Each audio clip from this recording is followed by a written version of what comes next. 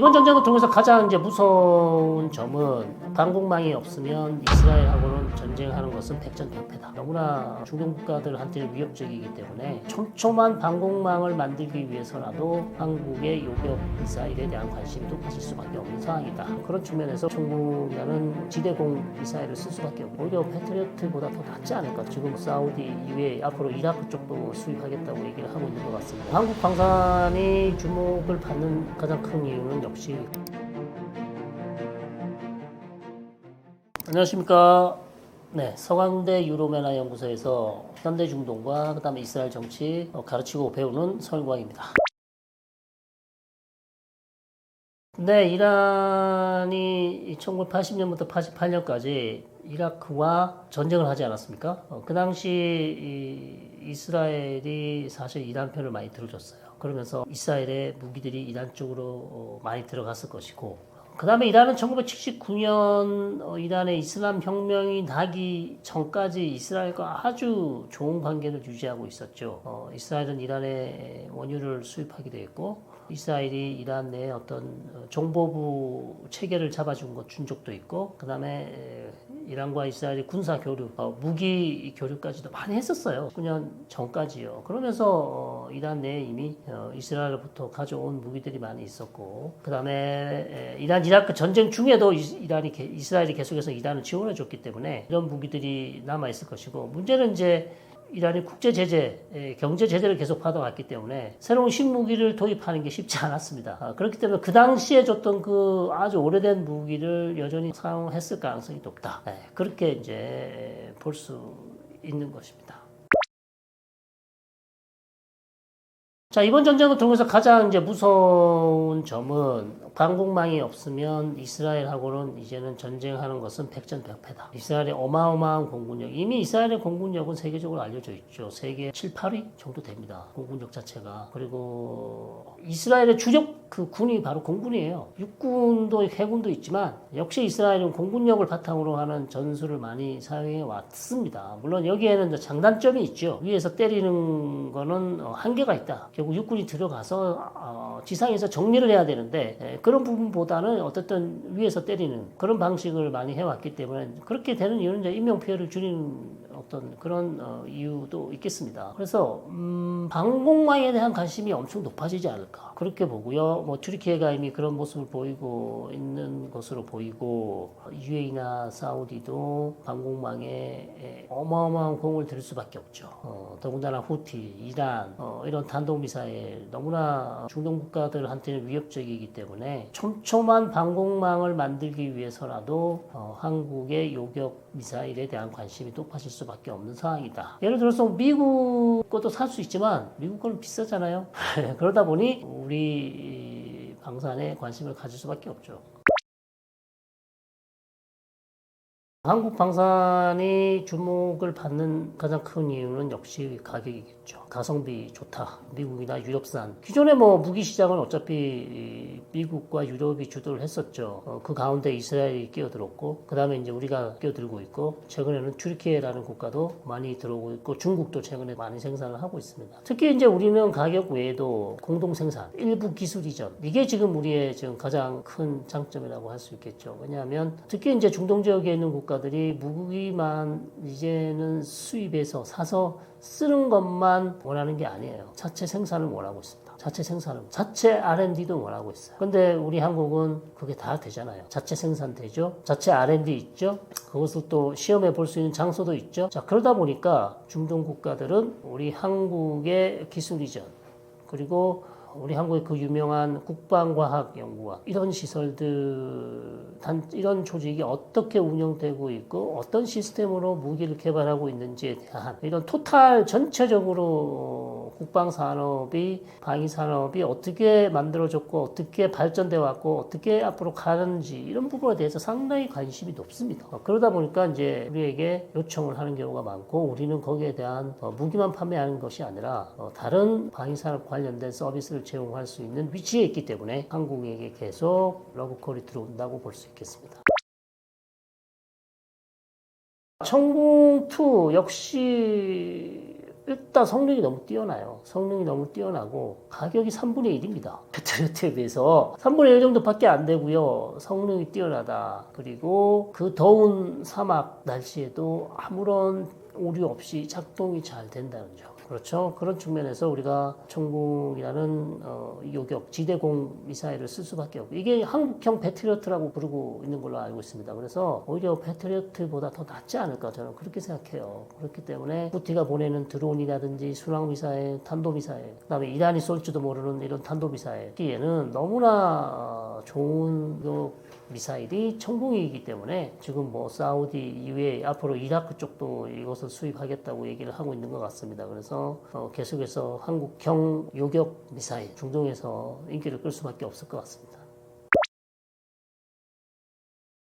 KF-21은 아픔이 있죠. 우리 인도네시아랑 같이 해보려다가 인도네시아가 지금 터키와 다시 칸 전투기를 아마 공동 개발하는 방향으로 아마 방향을 튼 것 같은데요. 대신 우리는 이제 이후에 즉 아랍에미리트와 공동 개발, 그 다음에 공동 생산도 아마 생각을 하고 있을지도 모르겠습니다. 그래서 최근에 이제 공군 사령관인가요? 하여튼 아랍에미리트 고위 인사가 와서 실제 KF-21을 타봤죠. 뒤에서 조종사 뒷좌석에 앉아서 시승을 하는 그런 모습도 보였는데, 같이 생산해서 잘해보자라는 의향서까지 지금 작성을 한 걸로 알고 있습니다. 전략적 협력 관계를 유지하자라는 의향서. 그러나 이것이 실제로 계약 성사로 이어지는 것은 아니죠. 아직까지. 이제 시작인 것입니다. 시작인 것이고, 다만 이제 KF-21이 상당한 엄청난 다른 전투기보다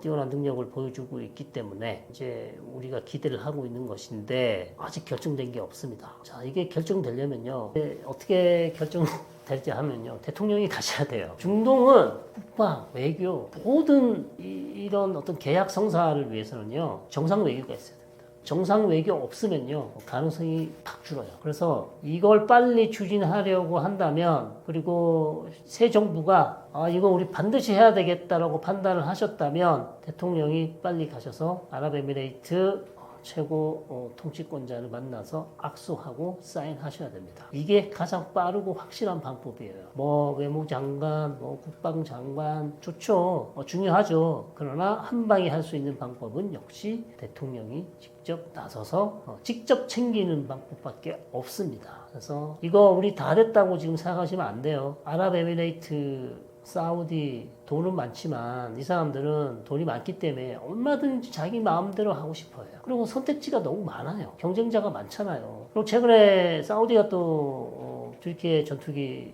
협력한다고 그랬잖아요. 칸하고 협력한다고 했기 때문에, 자, 그렇기 때문에 프랑스도 있죠, 중국도 있죠, 미국 여전히 있죠. 우리가 미사일 많이 팔았기 때문에 전투기도 우리 하지 않겠냐라는 그런 낙관적인 생각 하시면 안 돼요. 진짜로. 우리 좋아하지 않냐? 좋아는 하죠. 좋아하는 것과 이 어마어마한 사업, 큰 사업은 사실 걸프 국가 입장에서는 별 차이 없거든요. 약간 기술적인 차이만 있지, 본인들이 봤을 때는 어느 것을 하나 선택을 해도 별 문제가 없어요. 왜냐하면 거기는 광정이잖아요. 내부 비판이 없습니다. 그러니까 우리 같으면 잘못하면 엄청나게 이제 언론에서 난리 치잖아요. 그럼 엄청난 정치적 부담이 될 수 있죠. 근데 이런 왕정 국가는 선택하면 끝입니다. 누가 거기에 토를 달지 않아요. 이렇게 왜 안 좋은, 더 좋고, 더 가격이 좋은 게 있는데 왜 이거 안 하시고 이거 했나요? 이런 게 없습니다. 그러니까 얼마든지 본인이 선택할 수 있어요. 자, 그런 정책 결정 과정도 우리랑 다릅니다. 다르기 때문에 이거 지금 다 된 것처럼 너무 낙관적으로 보시면 안 되고요. 끝까지 공을 들이셔야 되고, 반드시 대통령이 가시면 이거는 될 가능성이 상당히 높아진다. 그래서 그쪽 방향으로 지금 빨리 방법을 모색하시는 게 좋습니다.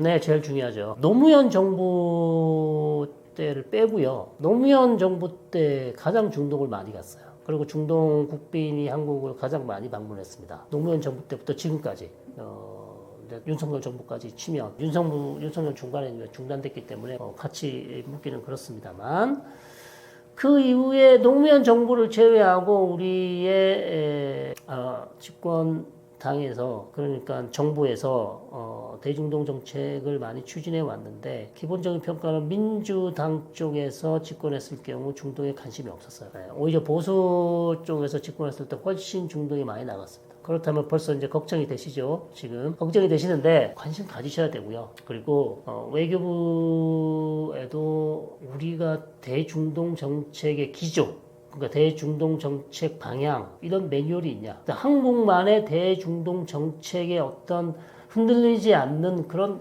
깊은 뿌리를 우리가 만들어 놓은 게 있냐? 없다는 얘기예요. 결론은. 이게 문제라는 겁니다. 그다음 정권 바뀌면 거기에 따라서 대충 흘러가는 방향. 그 이슈가 있으면 이슈 어떤 중요한 사건이 터지면 거기에 대충 적응하면서 임시 방편으로 그냥 정책을 만들어서 간 게 아닌가 그런 비판을 받고 있습니다. 이제는 한국도 우리의 대중동 정책의 기조가 뭔지 원칙이 뭔지 그 하에서 이제 바뀌는 정세에 따라서 밑에 세부적인 내용은 바뀔 수 있지만 그 뿌리는 바뀌지 않아야 된다는 얘기인데 그런 대중동 정책 기조가 없습니다. 그래서 이거를 빨리 우리도 만들어야 되고요. 일본의 경우요. 우리보다 훨씬 깊게 그리고 훨씬 다변화돼 있고 훨씬 중동 정책을 추진하는 인구가 많아요. 그래서 우리가 일본의 어떤 외교력을 무시하는 경우가 많은데요. 일본이 뭐 우리보다 뭐 기술도 요즘에 없고 뭐 반도체도 우리가 최고고 다 최고 아니냐 뭐 그럴 수 있죠. 그 분야에는 그럴 수 있습니다. 그러나 일본의 외교력은 우리보다 일단 규모가 크고요. 일단 외교부 자체가 우리보다 인력이 많고요. 예산도 훨씬 많아요. 물론 일본이라는 국가가 우리보다 인구가 많기 때문에 당연할 수 있는데 우리도 외교부 인력도 늘려야 되고요. 예산도 더 많이 배정을 해야 되고요. 인력 충원도 훨씬 많이 해야 돼요. 그런 어떤 기본에서 중동 정책도 좋은 중동 정책, 그 다음에 지역 정책이 나오는 것이지. 그래서 여러 가지 지금 문제가 많습니다. 지금 제가 뭐 두서없이 지금 얘기를 하고 있는데 어쨌든 전체적으로 외교부의 능력을 좀 키워야 되고 특히 중동만 말씀드리면 아까도 말씀드린 우리의 고유의 대중동 정책이 없다. 그냥 정권 바뀌면 그냥 그렇게 가는 것이다. 그런 부분이 아쉽고 우리의 대중동 정책이 필요하고 보십시오. 트럼프 대통령 1기 때도 해외 국빈 방문 어디 제일 먼저 했습니까? 사우디 갔어요. 이번에 또 사우디 갔어요. 네? 그만큼 중동이 중요하다는 겁니다. 왜 사우디 갑니까? 왜 캐나다 안 가고 왜 유럽 안 가고 사우디로 가냐고요. 뭐 우리한테 주는 메시지는 없나요? 우리가 무슨 미국처럼 엄청난 뭐 국방력, 외교력을 가지고 있지는 않지만 우리한테도 중동이 중요합니다. 그만큼 우리가 중동 인력 풀도 늘려야 되지만 정부에서 관심을 많이 가지셔야 되고 투자도 많이 하셔야 되고 그 다음에 대통령이 직접 중요한 행사는 반드시 가주셔야 돼요. 특히 외교부 내에서 대통령님 이거는 너무 중요합니다. 꼭 가셔야 됩니다. 라고 조언을 하면 아무리 바쁘시더라도 반드시 가셔서 사인하고 중동에 있는 정상들을 만나셔야 됩니다. 그래야 우리가 중동하고 좋은 관계를 유지하고 에너지도 계속 수입할 수 있고 우리의 방위 산업도 키울 수가 있습니다. 그 부분 우리 신정부가 꼭 생각하셔서 잘 추진해 주시면 좋겠습니다.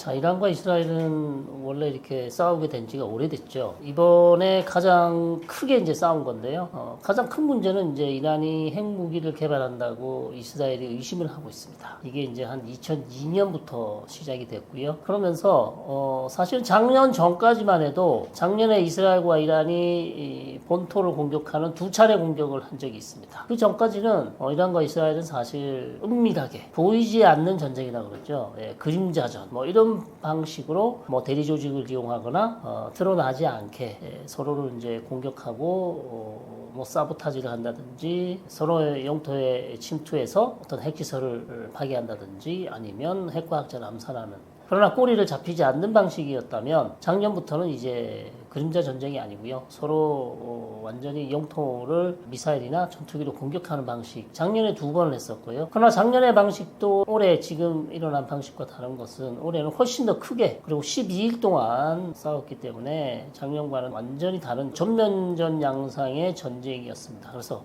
일단 핵 문제가 문제고요. 그 다음에 이란이 이스라엘을 괴롭히기 위한 대리 조직. 레바논의 헤즈볼라, 하마스, 그 다음에 시리아, 이라크에 있는 친이란 민병대, 자, 이런 조직들을 이용해서 이스라엘을 괴롭혀왔고, 이스라엘은 그에 대해서 계속 대응을 해왔고요. 그러면서 이제 양측 간에 양 국가 간에 안 좋은 관계가 계속 발전돼 왔고 그것이 올해 거의 폭발한 상황이 아닌가. 자, 그렇다고 해서 이것이 또 끝난 것일까요? 아니라는 것이죠. 앞으로도 계속될 가능성이 상당히 높아 보입니다.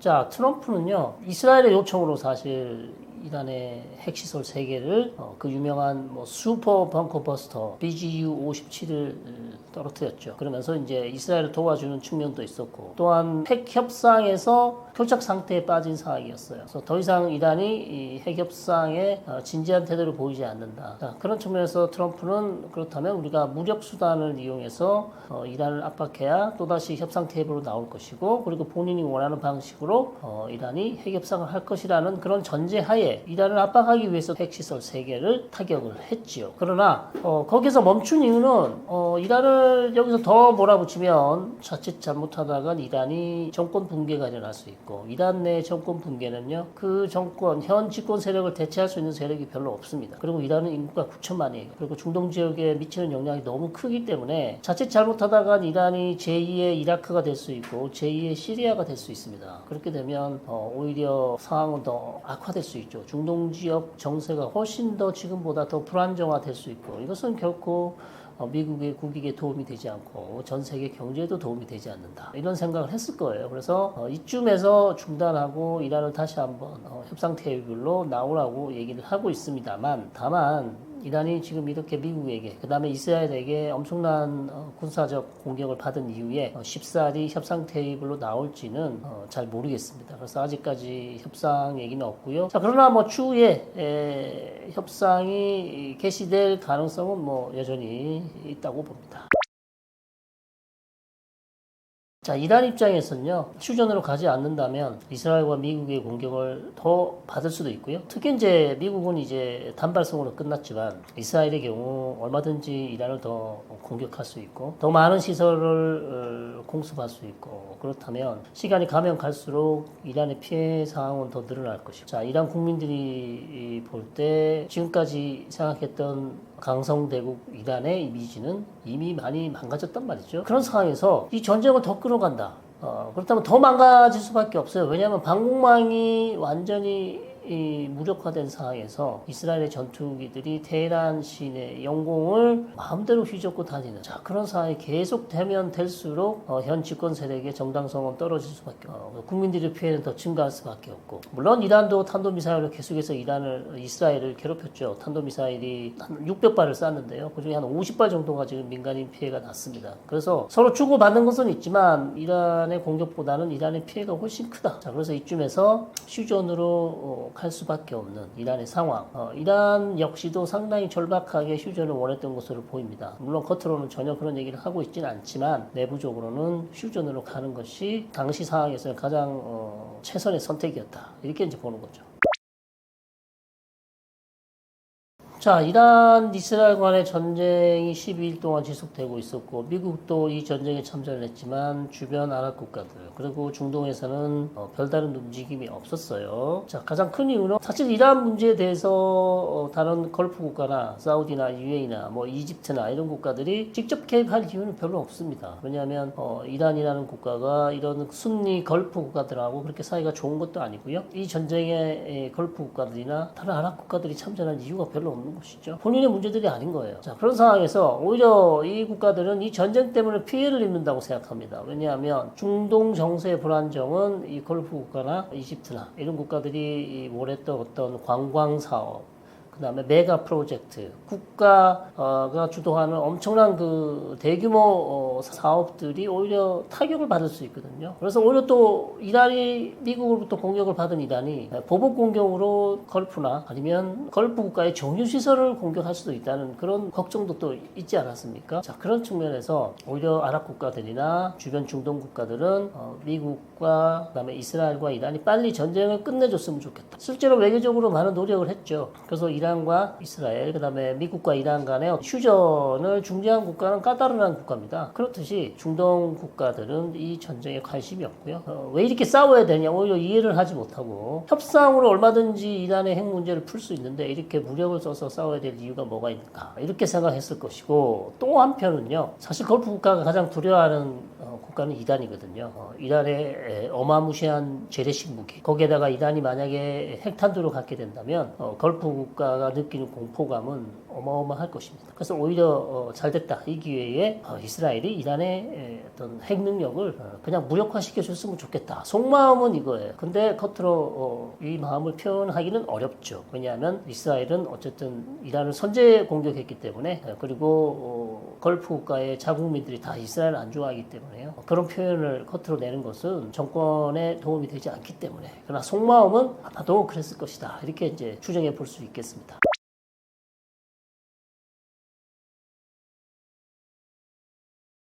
자, 또 다른 흥미로운 점은 이 어마어마한 전쟁이 중동 지역에서 한 번도 경험해보지 못한 그런 시나리오가 거의 뭐 현실화됐는데도 중국과 러시아 조용했습니다. 사실 이란의 우방국이라고 한다면 러시아가 있지 않겠습니까? 그리고 중국과도 최근에 아주 가까워졌기 때문에 혹시 이번 전쟁으로 세계 대전으로 가는 건 아닌가, 이렇게 아마 걱정하시는 분들도 계셨을 텐데요. 걱정하실 필요가 없는 게, 러시아와 중국이 본인들 희생해 가면서, 자국군을 희생해 가면서 이란을 도와줄 리 만무합니다. 왜냐하면 미국과의 어떤 관계도 또 유지를 해야 되고, 특히 푸틴은 우크라이나 전쟁을 끝내야 되는 그런 상황에서 계속해서 미국의 어떤 압박을 받고 있지 않습니까? 그래서 이 상황에서 트럼프 눈에 나는 트럼프에게 척을 지는 이런 이란에게 도와주는 행위 자체는 본인의 협상에도 전혀 도움이 될 수가 없습니다. 그런 측면에서 푸틴은 말만, 성명을 통해서 이스라엘을 규탄하고 미국이 절대 이 전쟁에 개입해서 안 된다는 강력한 메시지를 줬지만 실제 행동은 아무것도 하지 않았고요. 중국 역시 이란으로부터 많은 원유를 수입하고 있습니다. 아주 값싼 가격으로 수입을 하고 있기 때문에 본인의 어떤 원유 수입 노선이 이제 걱정이 되긴 했지만,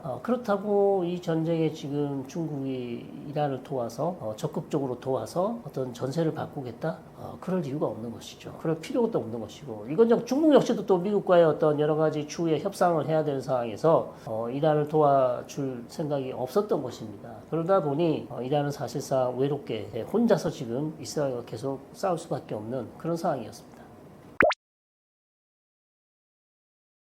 자, 이란은 이제 일단 미국에 대한 보복을 한다고 천명을 했을 거예요. 미국이 이란 영토 내에 있는 포르도, 이스파한, 나탄즈 세 개의 원전 시설, 핵 시설을 공격을 했기 때문에 이걸 그냥 넘어갈 수가 없거든요. 이란은 항상 적국이 이란 영토를 공격하면 거기에 대한 대가를 치르도록 하는 게 이란의 기본적인 원칙이었습니다. 그래서 아무리 강대국인 미국이라도 이건 그냥 넘어갈 수 없다. 자, 그러면 이란이 쓸 수 있는 방안은 한 세 가지라고 전문가들이 대부분 다 그렇게 일치를 하고 있죠. 중동에 있는 미군 기지를 공격하거나, 호르무즈 해협을 막는다거나, 아니면 주변 걸프 국가에 있는 정유 시설을 때리거나, 아니면 마지막으로 하나를 더 추가한다면 미국 시민권자들에 대한 테러를 할 수 있는 가능성도 있죠. 그러나 이란이 선택했던 것은 초기에는 호르무즈 해협을 막을 듯한 그런 모습을 보였지만, 역시 호르무즈 해협을 막는 것도 엄청난 부담, 그러면 국제사회 비난에 직면할 수 있거든요. 쉽지 않은 선택이죠. 자, 그러면서 결국 최종 선택은 카타르에 있는 미군 기지를 공격하는 방식. 그러나 약속 대련이었죠. 미군이 다치지 않도록 먼저 카타르에 연락을 해서 기지를 때릴 테니 조심해라라는 그런 방식의 약속 대련. 이것이 가장 어찌 보면 이상적인 방식이었습니다. 이란은 체면을 세우고 미국은 피해가 없는 방식. 이러면서 미국과 이란 간의 어떤 대결 구도는 어쨌든 일단락이 됐거든요. 자, 이런 상황에서 다시 한번 이란이 지금 호르무즈 해협을 막는다는 것은 사실 그렇게 보기는 어렵고요. 그러나 추후에 또다시 미국과의 어떤 무력 충돌이 있다면 언제든 이 카드는 이란이 쓸 수 있는 카드입니다. 그래서 항상 우리가 미국과 이란 간의 어떤 긴장 관계가 고조되면 우리의 가슴이 철렁 내려앉죠. 왜냐하면 호르무즈 해협을 막을까봐. 그래서 항상 우리가 이 부분은 염두에 두셔야 될 것 같습니다. 그러면 휴전이 됐으니까 이제 좀 한숨 놓으셔도 되겠다 생각하실 수 있는데요. 이런 말이 있죠. 끝날 때까지 끝난 게 아니다. 아직 안 끝났습니다. 죄송하지만 아직 안 끝났어요. 왜 안 끝났냐? 전쟁 전으로 돌아가 보시면 가장 큰 문제는 이란과 미국 간의 핵협상이었어요. 핵협상이 교착 상태에 빠졌거든요. 더 이상 진전을 보이지 않았어요. 4월 12일부터 6월 12일까지 무려 5번이나 미국과 이란이 만났지만 핵협상에 전혀 진전을 보이지 않았습니다. 그럼 양측 간에 뭐가 가장 큰 문제였을까요? 이란은 이란 영토에서 우라늄 농축을 하겠다는 것이고 미국은 절대 이란 영토 내에서 제로 우라늄 농축을 원하고 있어요. 절대 안 된다라고 얘기하고 있는데 이 태도가 지금 변했다는 그런 신호가 없습니다. 양측 간의 입장이 전쟁 전과 전쟁 후에 똑같아요. 자, 그렇다면 추후에 미국과 이란이 만나서 또 핵협상을 한다 손 치더라도 입장 변화가 없고 태도 변화가 없는 상황에서 진전이 없단 말이죠. 자, 그렇다면 트럼프 대통령이 그러면 어떤 선택을 할까요? 이 어려운 문제는 그러면 내가 풀 수 없는 거구나. 나는 포기할게. 그리고 3년 반 정도 남은 임기를 그냥 지나갈까요? 아니면 또다시 이란을 압박해서 본인이 원하는 조건을 수용하도록 이란을 더 강하게 압박할까요? 자, 이 문제가 지금 풀리지 않기 때문에 과연 이란하고 미국 간의 이 핵협상의 방향이 어디로 튈지 어떻게 갈지 여기에 지금 중동 정세의 향배가 달려있단 말이죠. 그래서 여러분들 조금 더 지켜보셔야 되고요. 이란과 미국 간의 핵협상의 방향, 결과 이런 것들이 향후 중동 정세를 결정지을 것이고 만약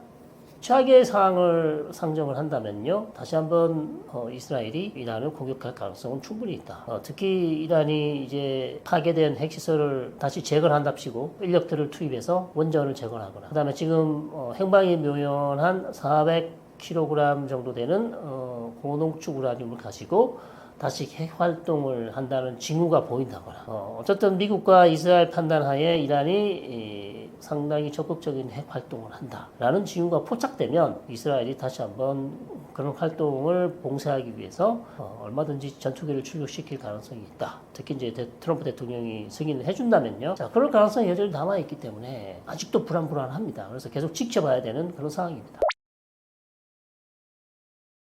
네, 여전히 준수되고 있지만 지금은 이제 불안한 상황이죠. 불안한 상황인데 양측이 이제 워낙 격렬하게 12일 동안 싸웠기 때문에 앙금이 남아 있고 그다음에 이스라엘 역시 상당한 피해를 입었고 이란은 더 큰 피해를 입었죠.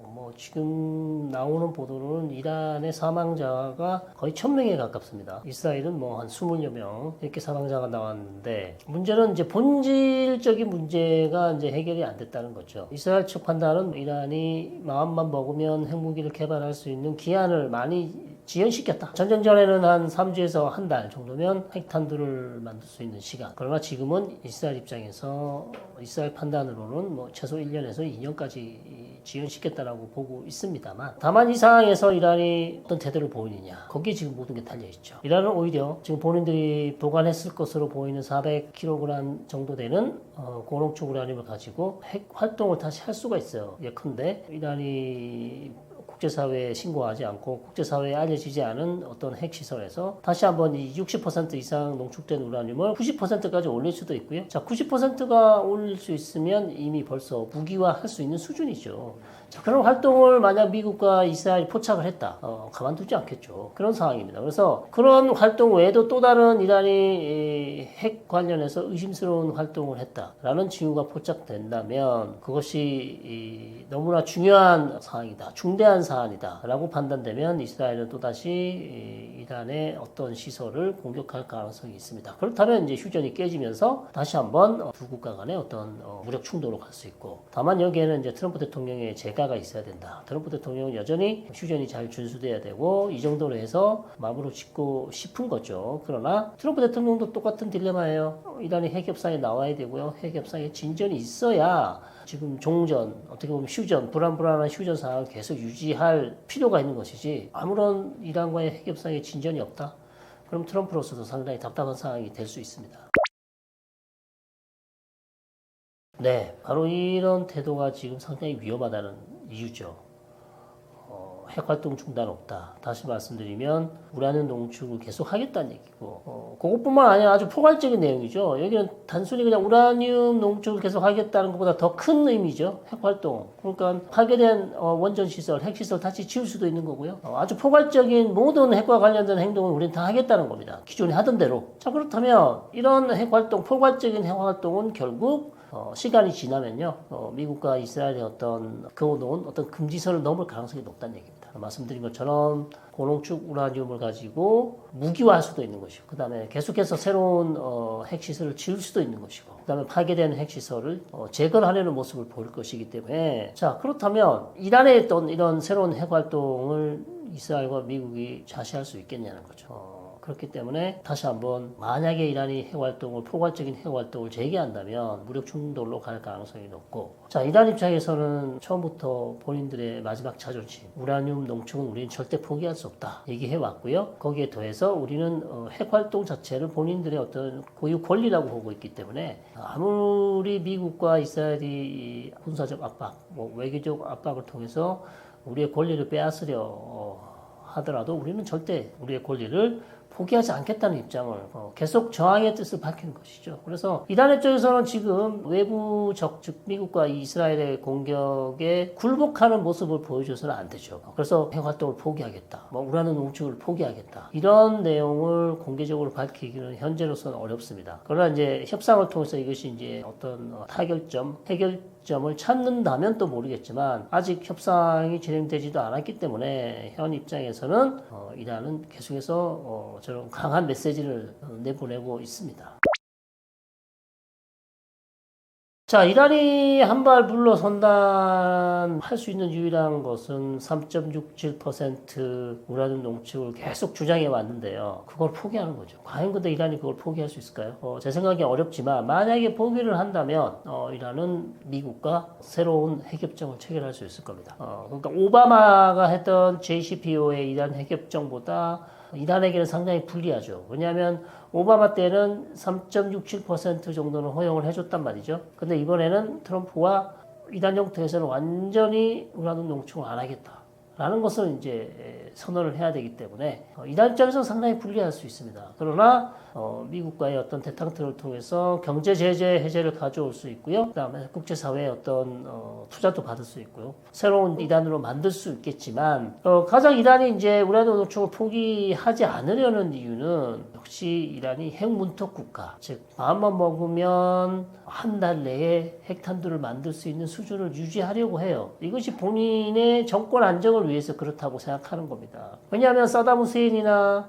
리비아의 무아마르 가다피가 핵 개발을 포기했기 때문에 결국 정권이 붕괴됐고 이 지도자들이 목숨까지 잃게 됐다고 이란은 그렇게 역사적 교훈을 얻고 있단 말이죠. 그런 상황에서 이란이 핵무기 개발을 포기한다면 이스라엘과 미국이 언제든 마음만 먹으면 이란을 침공할 가능성이 충분히 있단 말이죠. 그렇게 이제 이란은 보고 있어요. 그래서 정권 유지를 위해서 마지막 수단이 되는 것이 바로 핵무기로 갈 수 있는 그 능력을 보유하는 것이란 말이죠. 그런 측면에서 우라늄 농축을 계속 유지하려는 이유 중에 하나였어요. 그래서 이것을 포기한다면 이란으로서는 경제적 이득과 여러 가지 다양한 이득을 얻을 수 있겠지만 어떻게 보면 정권 안정을 위해서는 이란 입장에서는 그렇게 상당히 위험한 토박이 될 수도 있다. 본인들은 그렇게 판단하고 있을 거예요. 자, 그런 측면에서 이란이 계속해서 핵 개발을 포기하지 않으려는 이유가 바로 여기에 있습니다. 네, 지금은 역시 공은 이란에 있습니다. 이란의 어떤 새로운 입장, 태도를 보일 것인가. 전쟁이 끝난 지 일주일 정도가 지났는데요. 트럼프 대통령은 지난주에 이번 주에 이란과 핵협상이 재개될 것이라고 얘기했지만 아무런 소식이 없어요. 이란에서 계속 거부하고 있다는 얘기죠. 미국은 협상을 하고 싶으나. 그래서 일단 제 생각은 한두 번 정도는 미국과 이란이 다시 만날 가능성은 있다. 그것이 언제쯤인지를 모르겠습니다. 다음 주가 될 수도 있고 아니면 한 달 이후에 될 수도 있겠지만 한두 번 정도를 만나서 태도의 변화가 있는지를 타진해 보겠죠. 그래서 태도가 좀 누그러졌나, 새로운 조건이 있나, 새로운 인센티브가 있는지를 확인할 것이고 그 확인 후에 다시 최종적인 입장을 결정하겠죠. 협상을 계속 할 것인지 아니면 협상의 의미가 없다고 판단할 것인지. 자, 이런 것들이 이제 결국 이란과 미국의 대응을 결정 지을 것이고 여러 가지 이제 선택지가 있습니다. 이란이 말씀드린 것처럼 고농축 우라늄을 가지고 핵 활동을 다시 시작할 수도 있고 아니면 최악의 경우 더 이상 우리가 미국과 이란의 어떤 압도적인 군사력에 맞설 수 있는 유일한 길은 여기서 그냥 핵탄두를 만드는 것이다라고 판단할 수도 있어요. 가능성은 그렇게 높지 않지만 충분히 가능성이 있죠. 왜냐하면 이번에 군사적인 압박을 받으면서 이란이 느끼는 감정, 이란이 가장 후회하는 점은 우리가 만약에 핵탄두를 가지고 있었다면 미국과 이스라엘이 우리를 이렇게 군사적으로 압박할 수 있었을까라는 생각을 한단 말이죠. 즉 북한 모델을 계속 보는 거죠. 자, 북한은 핵탄두를 가지고 있기 때문에 미국과 한국이 북한을 이란처럼 이렇게 군사적으로 마음대로 압박하기는 어렵단 말입니다. 자, 그런 측면에서 이란은 오히려 지금이 가장 핵탄두를 만들려는 유혹에 빠지기 쉬운 그런 상황이다. 그렇게 볼 수도 있고, 그래서 이스라엘이나 미국이 무력으로 이란의 핵시설을 공격하는 것에 반대하는 반대론자들의 논리는 바로 이것이었어요. 오히려 이란이 핵무기 개발로 가도록 더 부추기는 결과가 될 것이다 라는 것이 이란 공격 반대론자들의 주장이었습니다. 그래서 그만큼 지금 이란의 움직임은 추후 이란의 움직임이 중동 전세를 결정짓는 가장 중요한 변수가 된단 말이죠. 여기서 협상으로 나올 것인지 아니면 핵탄두를 가지고 아주 위험한 행동을 할 것인지, 여기에 모든 것이 지금 달려있고, 그런 행동들이 이스라엘 입장에서 봤을 때 금지선을 넘었다, 이스라엘의 국익에 전혀 도움이 되지 않고 이스라엘 전망에 위협이 된다라고 이스라엘 쪽에서 판단했을 경우 트럼프 대통령과 협의를 할 것이고, 긴밀한 공조하에 최종 결론을 냈을 때 다시 한번 이란을 봉쇄해야 된다고 판단된다면, 그렇게 판단한다면 얼마든지 추후 추가적인 이스라엘의 이란 공습도 가능하다, 이렇게 봅니다. 중동에 있는 이제 다른 걸프 국가, 사우디, UAE, 쿠웨이트, 카타르 이런 국가들요, 군사적 개입할 가능성은 별로 그렇게 높지 않습니다. 계속해서 외교적 수단을 통해서 이제 확전되는 걸 막으려고 할 거고, 그 다음에 최대한 빨리 이 무력 충돌이 끝나도록 미국과 이스라엘을 계속 외교적 노력을 하겠죠. 그리고 휴전으로 빨리 가려고 하겠죠. 출구 전략을 찾기 위해서 계속 노력을 할 겁니다. 그 외에 다른 어떤 이런 무력 충돌에 주변 아랍 국가들이 참전하거나 동참할 가능성은 그렇게 높지 않다. 다만 이제 예멘에 있는 후티 세력이 이번에도 큰 역할을 하지 않았어요. 사실은 미국 선박이라든지 홍해를 지난 선박을 공격하겠다고 천명을 했지만 이번 전쟁 기간 동안 후티의 역할이 거의 없었습니다. 그것은 아마 여전히 미국과의 어떤 그런 관계를 생각했던 것인지 아니면 이란이 자제를 시킨 것인지는 정확하게 지금 파악이 안 됩니다만, 비국가 단체인 후티 역시도 적극적으로 이 전쟁에 참전하지 않았던 얘기죠. 그래서 중동 국가들은 여전히 외교적 수단을 쓸 수 있으나 미국과 이스라엘 혹은 이란을 도와서 이 전쟁에 참전할 가능성은 그렇게 높지 않다, 이렇게 말씀드릴 수 있죠.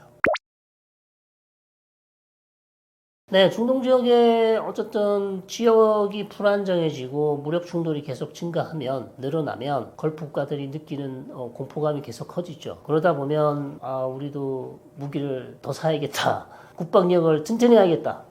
이번에 이스라엘이 엄청난 공군력으로 이란의 방공망을 완전히 무력화시켰거든요. 자, 이것을 보면서 많은 중동에 있는 국가들이 방공망이 있어야겠다, 요격 미사일이 있어야겠다, 방공 체계 만들어야 되겠다, 그런 생각을 아주 절실히 했을 거예요. 특히 이미 벌써 튀르키예가 이번 전쟁을 보면서 엄청나게 느낀 게 많다고 합니다. 그래서 튀르키예 자국의 어떤 방공망을 새롭게 해야 되겠다는 그런 얘기들이 나오고 있고요. 왜냐하면 튀르키예는 잠재적 이스라엘의 적국이거든요. 그래서 이스라엘의 전투기가 날아가면 튀르키예가 이란처럼 방공망이 무너져서는 안 된다고 지금 판단하고 있겠죠. 그러다 보니 튀르키예가 방공망을 새롭게 해야 된다는 그런 뉴스가 들리고 있고, 걸프 국가들도 이미 방공망을 새로 해야 된다는 얘기를 여러 차례 해왔죠. 왜냐하면 걸프 국가들은, 특히 사우디나 UAE는 예멘에 있는 후티가 쏘아댄 드론하고 순항미사일 이런 것들, 그리고 탄도미사일 이런 것들을 공격을 계속 받아왔기 때문에 미국이 제공해주는 패트리어트나 사드로는 완벽하지 못하다. 그래서 대체제를 계속 찾고 있고,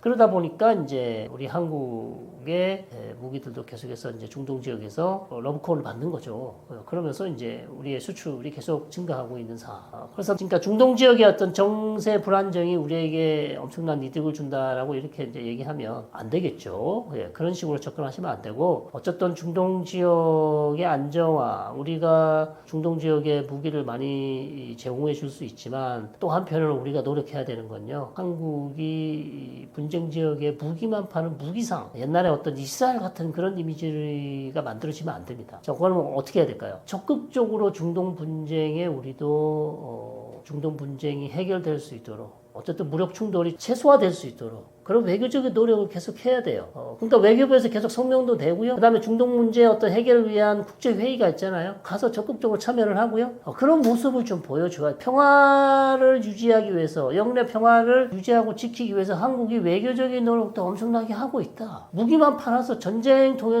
특수를 통해서 돈만 버는 그런 국가가 아니다라는 그런 이미지를 만들 필요가 있어요.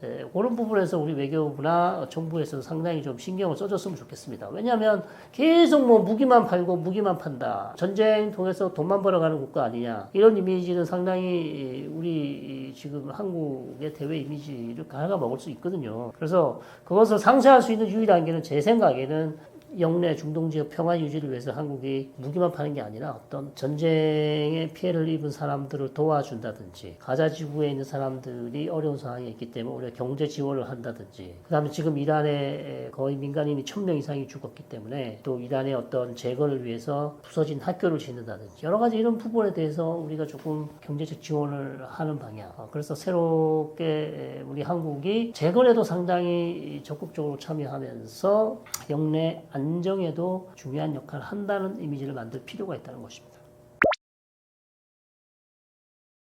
네, 요거 상당히 재밌는 주제죠. 일단 초기부터 이제 좀 설명을 드리면, 이제 CNN에서 보도하기를 미국의 국방정보부 DIA 초기 판단 자료를 이제 아마도 흘린 것 같습니다. DIA 쪽에서 CNN으로. 거기 판단에 따르면 이제 피해를 입었지만 완파가 된 것도 아니고 심대한 타격을 입은 것도 아니다. 이런 얘기를 일단 했고요. 그러다 보니 이제 트럼프 대통령은 이제 격노했겠죠. 본인의 판단에 따르면 상당히 심대한 타격을 입었고 완파됐다고 이제 생각을 했었는데 계속해서 이제 뉴욕타임즈도 그렇고 CNN 따라서 다른 언론들도 이제 이렇게 보도를 하다 보니 거기에 대해서 이제 트럼프 대통령은 계속해서 본인의 주장이 맞다는 것을 증명하기 위해서 뭐 무리수를 두기도 합니다. 예를 들면 뭐 이스라엘이 기밀 문서를 보내준 것도 있는데 그거를 공개까지 하면서 본인이 주장이 맞다고 했는데 특히 이제 이스라엘 핵 원자력 정에서 만든 기밀 보고서, 그 다음에 포르도 핵시설 공격 이후에 모사드의 요원들이 실제 현지 파견된 요원들이 포르도 핵시설을 이미 점검을 했다. 상황 판단을 해서 거기에 따른 보고서가 올라왔다. 그래서 실제 그 장소에 모사드 요원이 있었다는 얘기죠. 이런 것도 상당한 기밀이거든요. 이런 내용을 다 공개를 했고요. 그런 것들을 이제 들면서 심대한 타격을 입었다고 이제 주장을 하는 것이고, 또 하나 IAEA 쪽에서 라파엘 그로시 사무총장도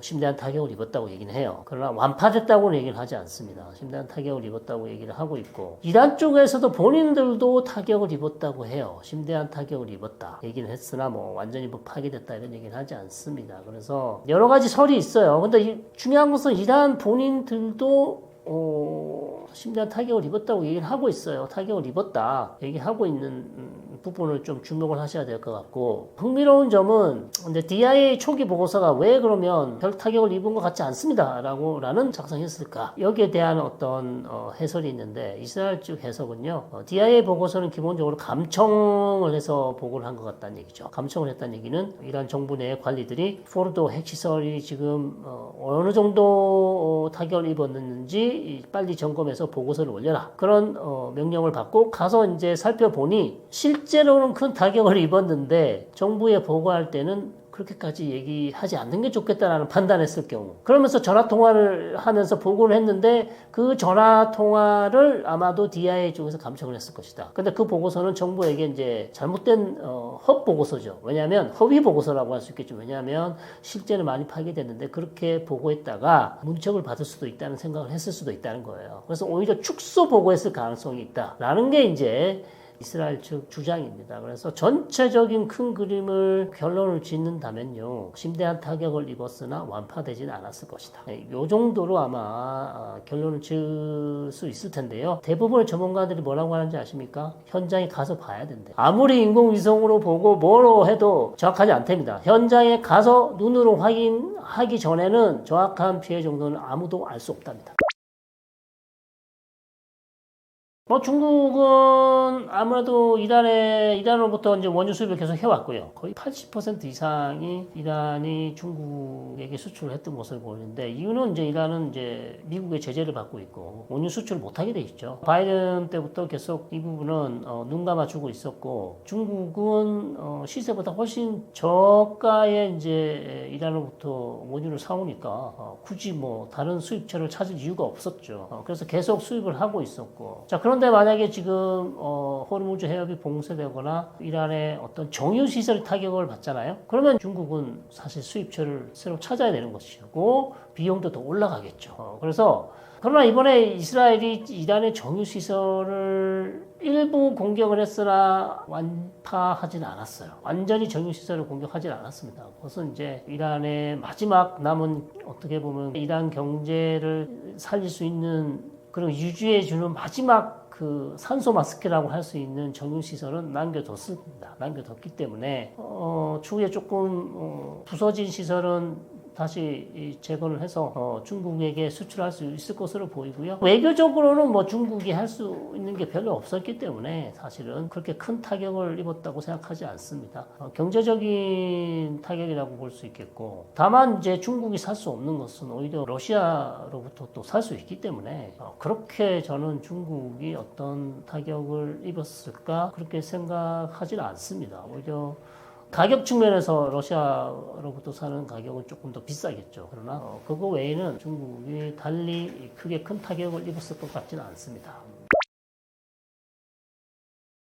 근데 사실 미국과 이스라엘이, 특히 이제 이스라엘이 정권 변화, 즉 레짐 체인지를 노리고 있다라는 보도가 많이 났었고, 실제 이스라엘이 마지막 공격이 있죠. 12일 전쟁을 했는데 한 11일, 12일 정도쯤에 이란 지금 집권 세력의 상징이라고 할 수 있는 시설들을 많이 공격을 했어요. 근데 이제 혁명수비대 사령본부, 그 다음에 이란 내에 있는 혁명을 지키기 위해 만들어져 있는 민병대 조직이 있습니다. 민병대, 이걸 바시지라고 그러죠. 바시지의 사무실.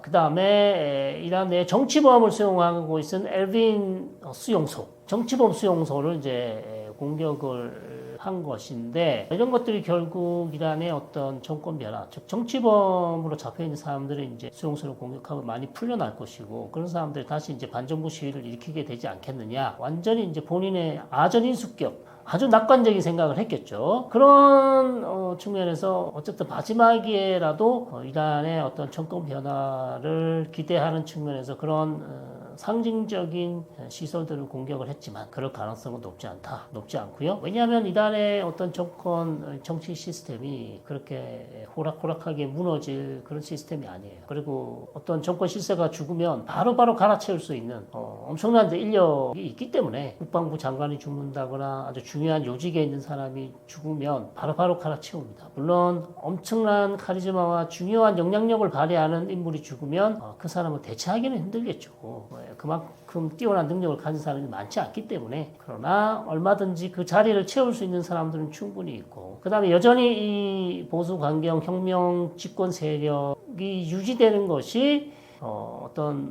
이란 내에 있는 상위 10%에 있는 사람들의 입장에서는 그게 본인들의 이익에 도움이 될 거기 때문에 정권이 바뀌는 것보다는 그래도 이 정권을 유지하는 것이 낫다는 판단을 했을 거예요. 자, 그런 측면에서 이 정권이 바뀔 가능성은 없고, 또 하나의 징후는 대규모 반정부 시위가 그렇게 많지 않아요. 없습니다, 거의. 이 정도 되면 대규모 반정부 시위가 나서 무능한 정권, 무능한 우리 군, 무능한 장수에 대한 어떤 엄청난 비난과 비판이 있어야 되는데, 이란 국민들이 그런 모습을 보이고 있지 않습니다. 역시 미국과 이스라엘이라는 외부의 적에게 훨씬 더 강력한 비난과 비판이 돌아가는 것이지, 이란 현 집권 세력에 대한 비판이 그렇게 높지 않다. 물론 당연히 비판이 있겠죠. 없을 수는 없습니다. 이란 자국민에 대한 생명과 안전을 전혀 지키지 못했다는 것, 무려 1000명이 사망했다는 것, 그걸 어떻게 그냥 넘어갈 수 있겠습니까? 분명 비판하는 세력이 있지만 이것을 이어주고 연결해서 조직적인 반정부 시위로 이끌 수 있는 그런 구심점이 없는 상황에서 이란의 현 집권 세력이 무너질 가능성 그다지 높지 않다, 이렇게 보는 것이죠.